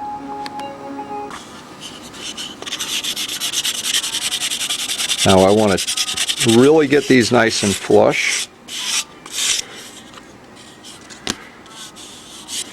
Here's what tends to happen is with the aluminum is it tends to be a little higher than the surrounding wood. But once we start to put the finish on, that'll all go away. Now the next part of this, I'm going to leave this piece in place even though it's going to eventually be cut out because it acts like a jig to hold everything parallel here. The next step on this is to lay this into the fuselage itself and lay out our mount, which will be another piece of 1/8 inch plywood in the fuselage. Then get this lined up and very accurately spot the holes for the blind nuts. So I'll line this up, just hold this in place and mark where this piece actually is going to sit so I can make a mirror image of that inside the fuselage. Yes, I know that. I know that's where my mount is going to be. So now I need to cut another piece of 1/8 inch plywood that'll lay flat on there. Now plywood always has this grain, the primary grain, going in two different directions. So I want the strength going in the primary direction, which is always on the outside of the plywood, whether it's 5 or 3 lays, doesn't matter.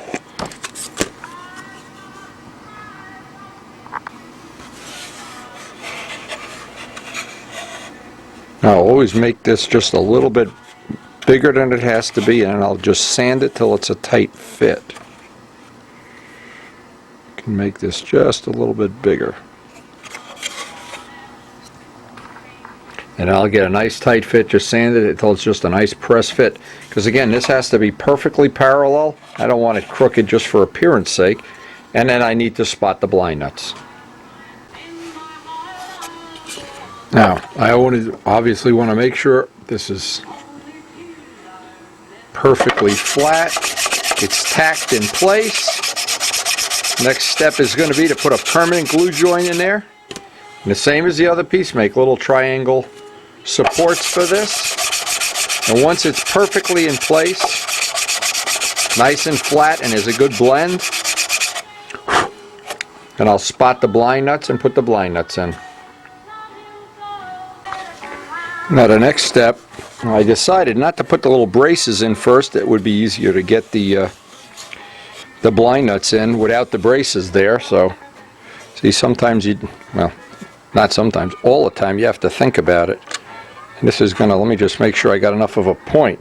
I need just enough point that this self-centers.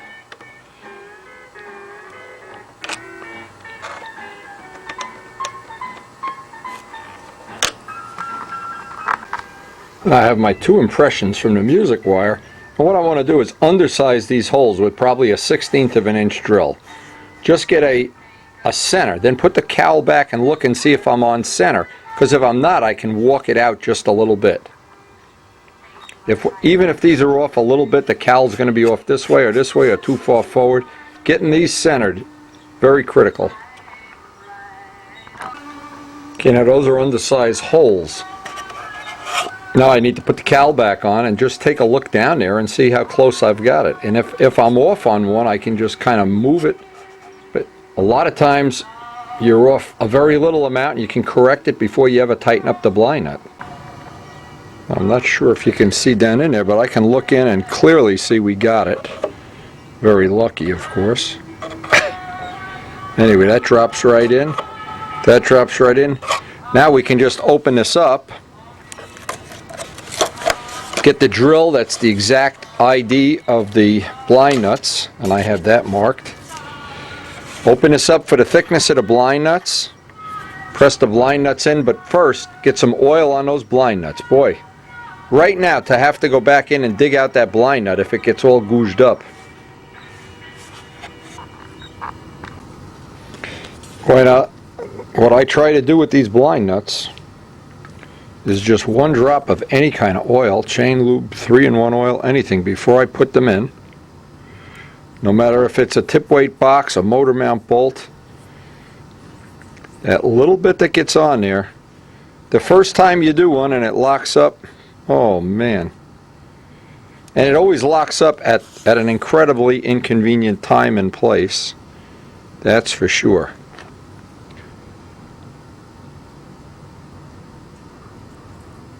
Now we'll be ready to just jig these up, pull these in place.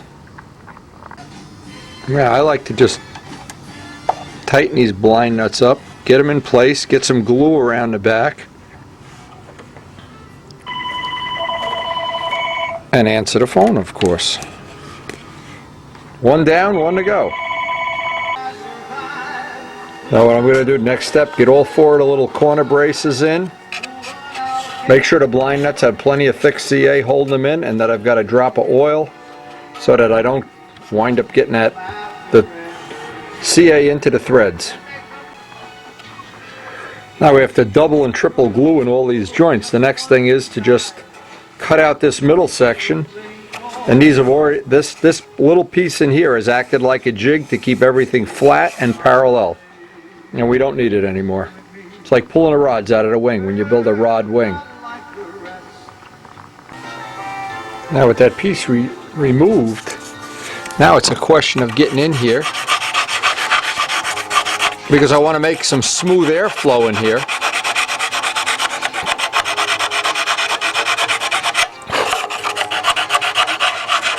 I don't want any sharp edges, anything that's going to disturb the airflow.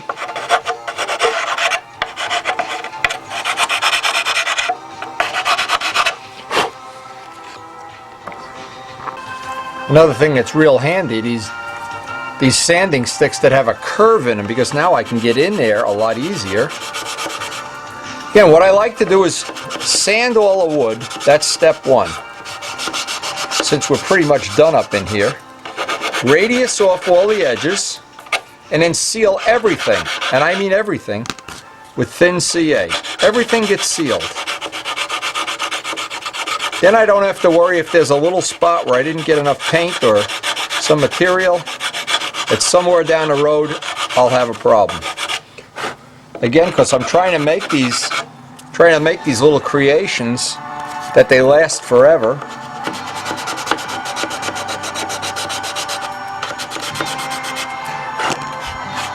And of course the last step is to bolt it all back together and then do all that final sanding.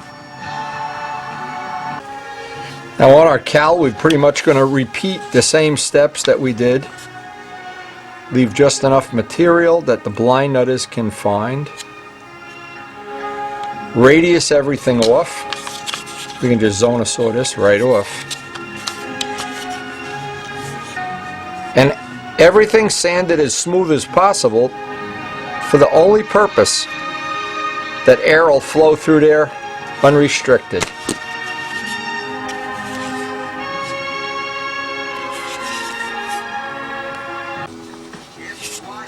Now I wanted to look at how that airflow around the header was. I took some of that material away just to make sure I get a good airflow around it and leave me a little extra room if I come up with some kind of custom exhaust system, and we sure would like to make something cute in here.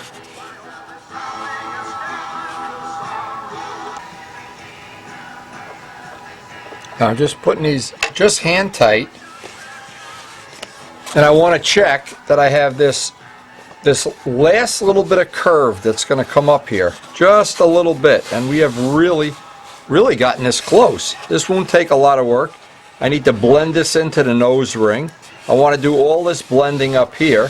Now I can't really do the nose ring first. I can't really do the spinner part. Where's that spinner anyway? Because once I glue this up, this always moves just a little bit, and we're going to try to do something up here. But basically, I think that's going to be a pretty good, pretty nice nose section. And the last little thing is just to dress off this little, the little two edges here, and I think we're going to get that done tonight. Now, you would think at this point in time, well, what's happened is everything we've done so far is the rough sanding.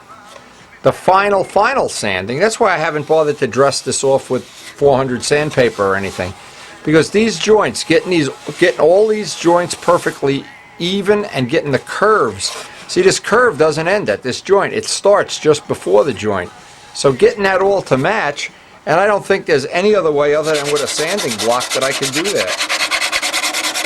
And because I got nice hard edges to work off, this probably won't be that difficult to get lined up just the way I had envisioned. But I'm already thinking of some cool ideas for that exhaust system if we can, and obviously we're still open to suggestions. And looking at that Barrett-Jackson, I don't know why I'm looking at Barrett-Jackson. We'll not be buying a fancy car, but I got that idea for the front, and we'll see if that kind of pans out. Certainly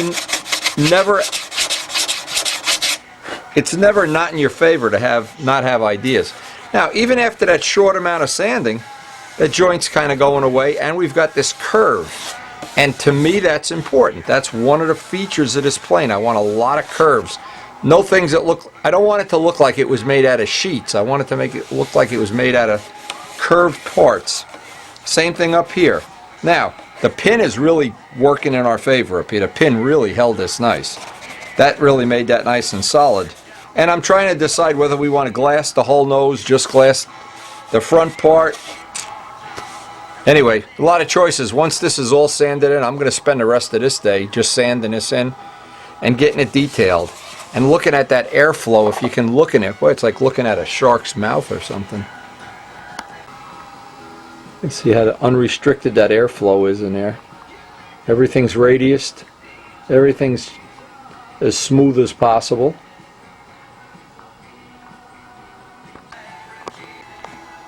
And sometimes I just gotta, well, I'll relax and just enjoy sanding this out, and that'll be it for tonight.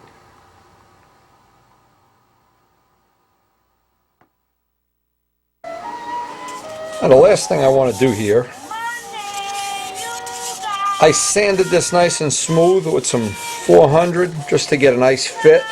I've got all the fits around here pretty close, but as you can probably figure out, this is pretty delicate. So I thought what would be a good thing before I pack it in tonight, just get this covered with 1/2 ounce fiberglass just to protect it. It's super light too. And these super nice edges, so a little couple of grams that a fiberglass will add will really give this, I think, some strength. And I think we got good airflow there too. Now sometimes the most difficult thing is to figure out how to hold it while I'm fiberglassing it. And so what I did, I ran a long bolt down through the mount, take a pair of vice grips. These vice grips look surprisingly new. The vice grips I'm used to dealing with, they look 100 years old. Okay, so this is, okay, that is not going anywhere. Now that'll actually hold it up off the table a little bit, I think. If not, I'll get something I can use to hold it up. So that now I need to get some 1/2 ounce cloth and mix up some West Systems resin, 105 resin, 206 hardener, and a brand new brush, and just get this to flow out, put a nice skin on this. It'll also hold it in place. It'll make it a little firmer than, less prone to getting dinged up and everything. And we can't do, actually I wish I could do this at the same time as the nose, but I'm just afraid this is going to take a beating in the meantime. So I mix the resin. And the trick, as always, when you think the resin is mixed and you're convinced it's mixed, mix it 2 minutes more. Now in this case, I like using a slow hardener because it's going to give me a little extra time to work.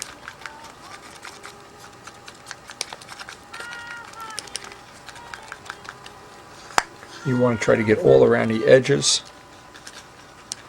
The West Systems resin is really nice for doing this kind of fiberglass work.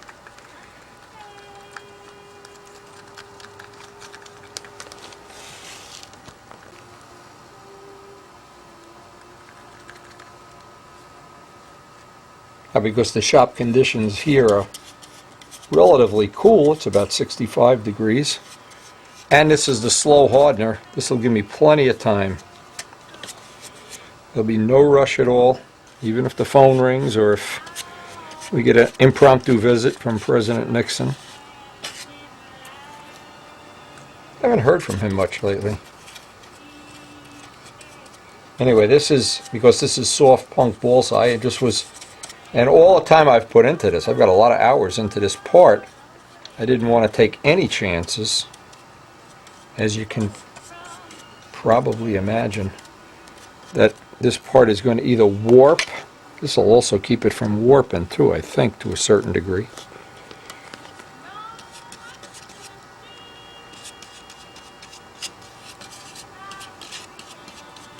Anyway, once we're over this hump, now the next thing is I'm going to start thinking about our scoop action. Thinking about how we want to do that take apart feature where the wing is coming out. Plenty of things to dream about. And I love this little razor edge up here. That's one thing I've always, where the spinner ends and it just flutes up in there.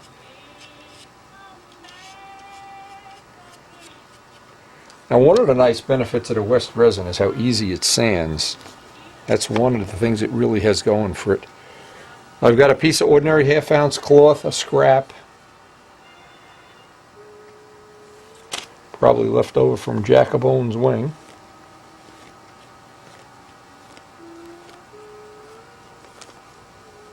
And it's up here that I really want to get it nice.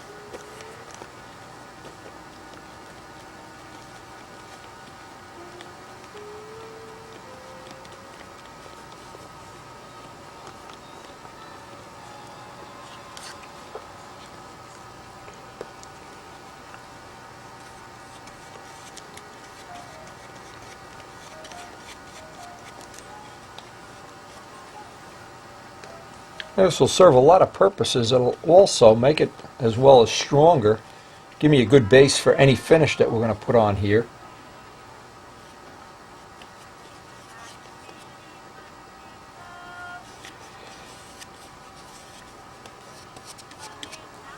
Now, all I need to do now is get a little bit of heat and get one of my trowels.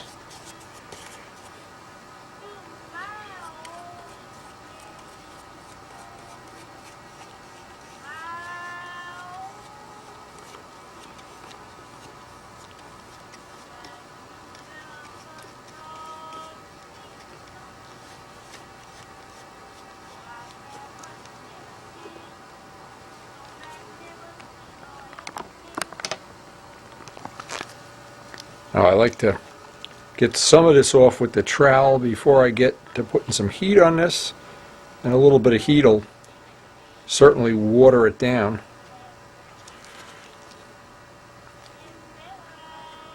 The nice part about the e-glass, it goes right around curves and corners.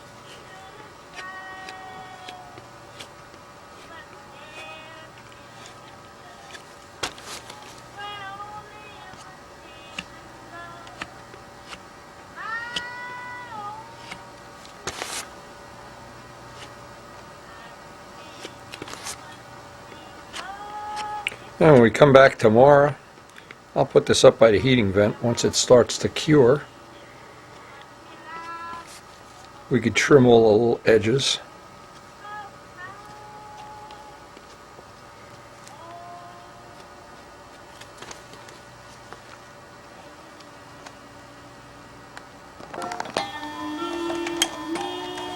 What happened to this? See what happens with a hairdryer? You gotta plug it in. I think I would notice by now.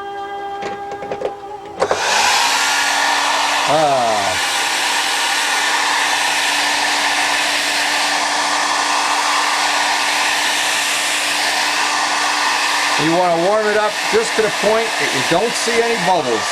If you see bubbles, you got it too hot. And another thing up like in these little areas here, you can just take a Q-tip, you get even a little more resin off of it.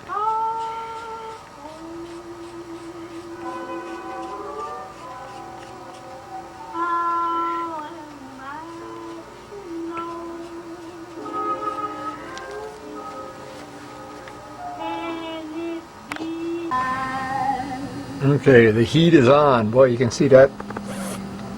Unbelievable. Good thing we have a heating vent this time of year. That heat will cure that up. In the morning when we come back, that'll be ready for a little dusting, sanding, and to move on to the next step.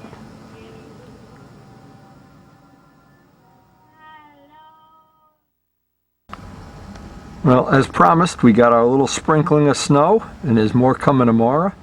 But what it means is we're just going to run the table on this 90 ship work that we're doing. I really would like to get out and fly the ARF some more, but not when it's snowing. Even I can't figure a way of not slipping and sliding. I just want to show the quality of some of these nice spinner cones that we're getting out of the mold right now. Again, we don't have any ready for sale because we don't have any machine parts yet. That part's still in limbo, but our mold is really, we've really gotten some good parts out of that mold. Now it looks like this dried up real nice. Next trick obviously is get rid of that. And you can take a brand new blade, just carefully trim off all the excess.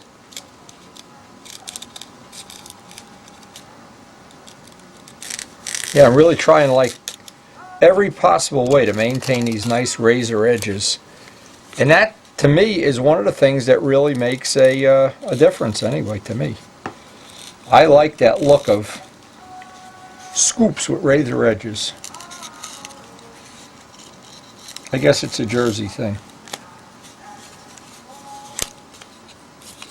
And once this glass is all dried up and trimmed, you could just rub sandpaper around the edge also.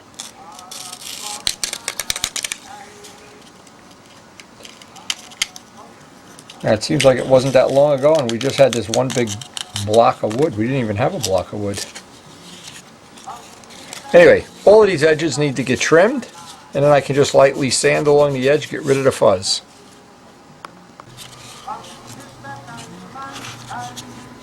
Now that last little bit of fuzz, because I want to maintain that razor edge.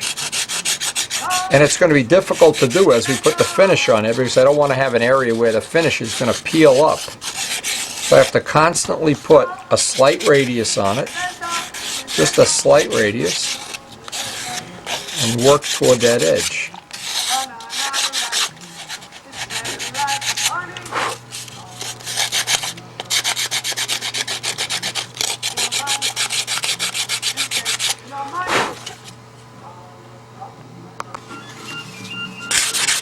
Same thing with all these edges. I want to maintain a razor edge, but it has to have a radius in it.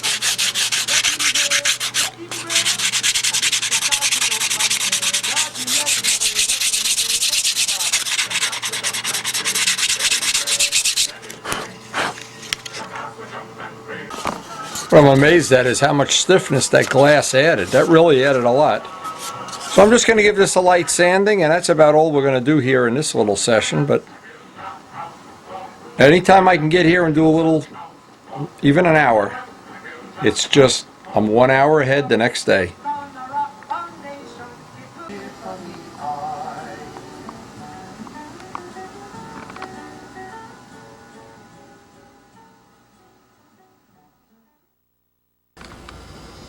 Well, this morning, even more snow, and more snow coming, so I guess it's safe to say the ARF is going to be on the back burner for a few days. And if we get any more, we'll need the snowblower, but not today.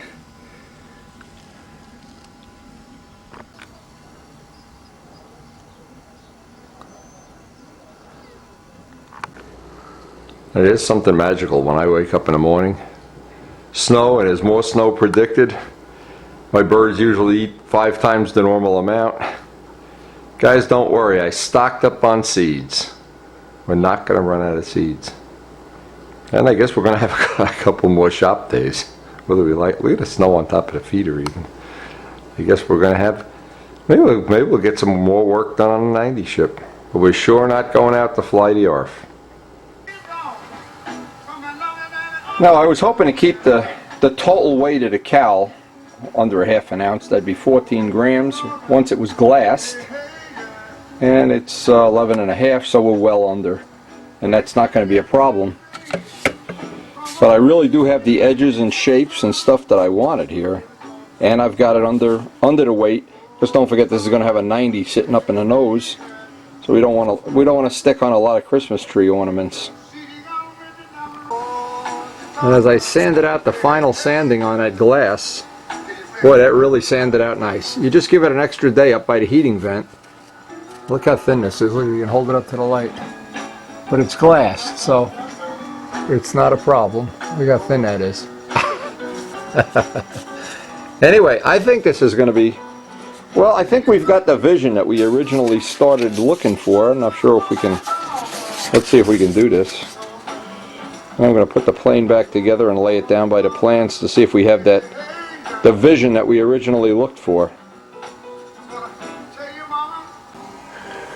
Now after putting this all together, and again looking at the options we have to put more pipes in here, or different pipes, or different mufflers, or Sergi Belko's making us up a custom muffler we'll want to test, of course. I just get a feeling that that nose section, well, relative to the drawing, it looks real close. In fact, if you lay it right up by the drawing, it has that same look. From the side view, the pilot's going to see, it's very close to being what I had envisioned. But anyway, there's a lot to be said for cowling shapes. And that glass in it, I think, is a good idea no matter what shape it is. It just adds some...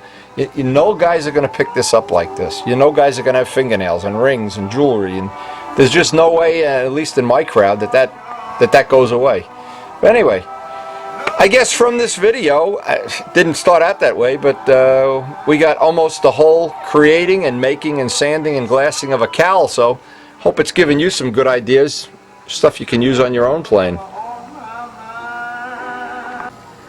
Now even from really, you know, in the beginning of my involvement in modeling, this is going back to the 60s, the early 60s, I really enjoyed and liked to have these cool looking cowlings. I always thought that was really a focal point of any plane. I always liked the way Al had the ones that came out on on an angle. I always thought that was a cool idea. And when you're planning the cowling you're going to have on your next plane, there's just some of the ideas, some of the things that I thought about during the making of this cowling, some of the choices.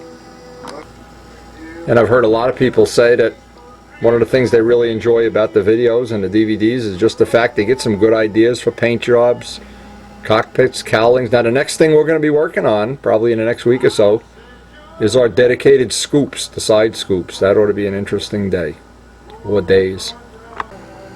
And there have been some I think some very cool looking cowlings over the years. Some of the ones we've added to the world of stunt.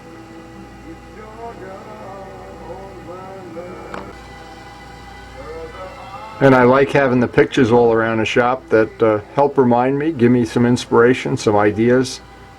Some of the things to make my artwork just a little bit different, a little bit better, whatever the scenario might be.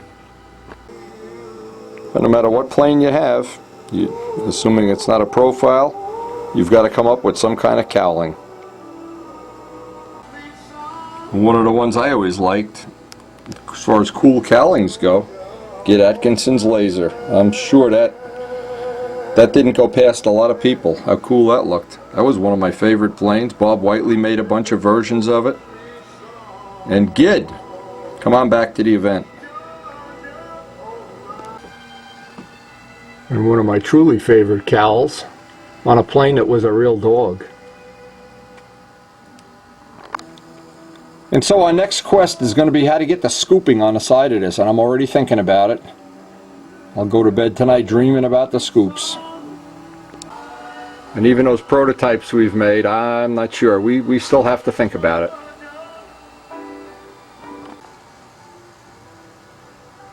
And I really hope this video is going to help a lot of people engineer up a cowl that has good airflow, is light, functional, strong, and adds a little dimension of style to the model. Okay? And so we went from concept drawings, one right after another, and I think we've come pretty close on this aspect of it. But those scoops. It's amazing how many hours you can think about something like that. Now what's coming up in the near future? Rich Jacobone has his Stuka wing in silver. He's on the second coat of silver today, so within a week he'll be up here and we'll try to get the flaps and the linkages made. And Joe Adamusco is busy grinding away on that Spitfire wing. That'll be coming up soon. And I don't know, because it's snowing and because we're probably going to have to do some shoveling and some cleaning porches, and I want to look at this one more time. And in this kind of weather, there's always one thing that's very, very special and unique. My good friend Arnie Haber's coming over with a bunch of new trains he just bought. We're just going to have a pizza train running night, and I'll have time to think about the scoops, and we'll see you on the next tape.